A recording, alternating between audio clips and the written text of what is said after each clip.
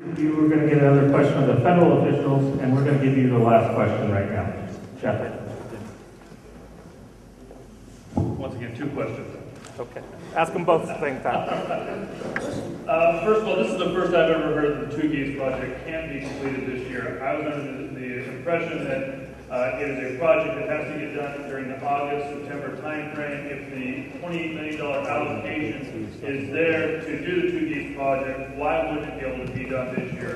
And if it doesn't get done, what other short-term solution is it? That's question number one. The second question is, south of the Delta, there are two separate pumps. There's a state pump and a federal pump.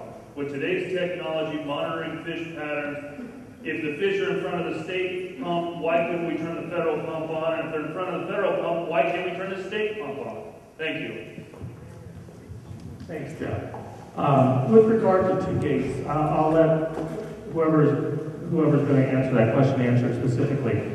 I'm told that even the people who have proposed it have concerns about it not doing what it was intended to do.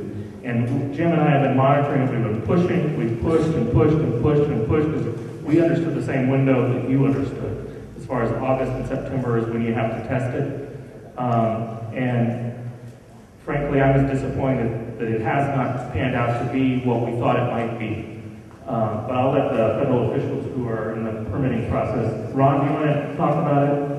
I've been apprised of this for months. Metropolitan Water District, who was the initial folks that proposed it as a possible solution, and Contra Costa had some concerns December. We started hearing in November and December. And so we've been pushing them even on. It just hasn't. I'll address the Two Gates situation. This was an experimental project. It was supposed to be 5 years in duration to test a hypothesis about delta smelt and turbidity. It had the potential, but it was only a potential if it worked exactly as predicted to allow greater pumping because it would keep turbidity, and the thought would be turbidity and the smelt away from the pumps, and therefore result in a situation where you wouldn't have to restrict the pumping. The project was on an expedited permitting schedule. The federal agencies, and that included the Corps of Engineers, Fish and Wildlife Service, National Marine Fisheries Service, and the Bureau of Reclamation as the lead agency, were looking at this on an expedited basis. When the scientists, not the regulators, but the scientists looked at it, they said that there were a lot of flaws in the design and underpinnings of the project. And for that reason, the Bureau of Reclamation has said they want to strengthen the science underlying the project, look at it again. So the project is not dead. People are looking at it, but in the meanwhile, as one of the, it was mentioned earlier, I think by Lester or someone earlier, the USGS and others are actively engaged in looking at the science to bolster the science for Two Gates to see if it is being put in the right place and if the operations are likely to provide the benefits that are expected. And recognize there was a great deal of opposition to this project in the Delta communities, and the project would cost $80 million. So the Bureau of Reclamation has said, a letter went out roughly December 22nd or 23rd, that for this year, the project cannot go forward on that expedited time schedule. They are looking at the scientific underpinnings, and they will continue to work with the project proponents, that's the Metropolitan Water District of Southern California, and the San Luis and Delta Mendota Water Authority.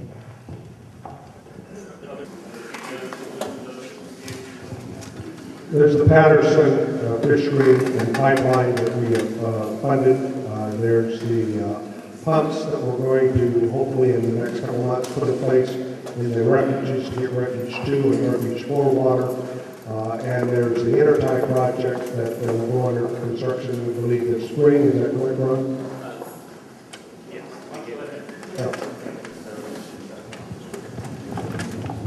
Probably to answer Congressman Thompson's question, the answer is that we will be taking the first steps into procurement of things that relate to the impact and these into construction. There's some specific windows that are going to work, and we can continue that. It'll be next season before we can complete that. Explain those ties to the state Sure. and federal. As you all know, when you go up and down I-5, the two canals kind of run parallel. You know, the CBP, DMC is down kind of hill, down slope, and the aqueduct. The California aqueduct DMC intertie is a pipe that connects the two and allows us to do things and provides the flexibility for each of the projects to use excess capacity at the pumps and kind of couple that with capacity that they may have or we may have within those canals. Kind of an example of the question that you asked about what there's fish in front of one of the intakes versus the other. The intertie would kind of help to actually do that. We currently do that all the time. If we do see where there is fish for whatever reason occurring at one of the facilities versus the other. That doesn't happen nearly as often as you might think, because the gates to Clifton Corridor are probably less than a half a mile from the intake channel to the Jones Pumping Plant.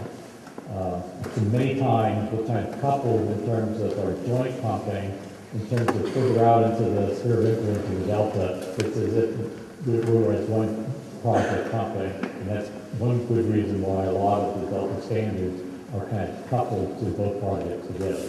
And we do so much work to coordinate our operations.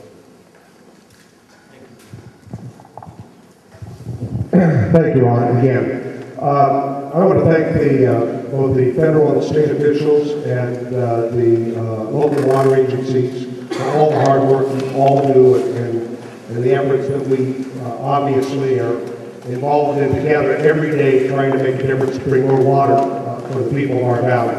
This is the crisis of our generation. And ladies and gentlemen, we're all in this together. Every day I can tell you that my colleagues throughout the valley want the same end results. We want to provide the water that we believe is water for our valley, for the sustainability of California agriculture, to be made available for those who grow the food and fiber for our nation. I represent a third-generation family farm. I farm today. This is the most difficult challenge of our generation. We must, this year, provide additional water to continue to maintain our water district's availability to keep our farmers in business. It's the bottom line. And every day I wish to know that that's what I and my colleagues are trying to do. A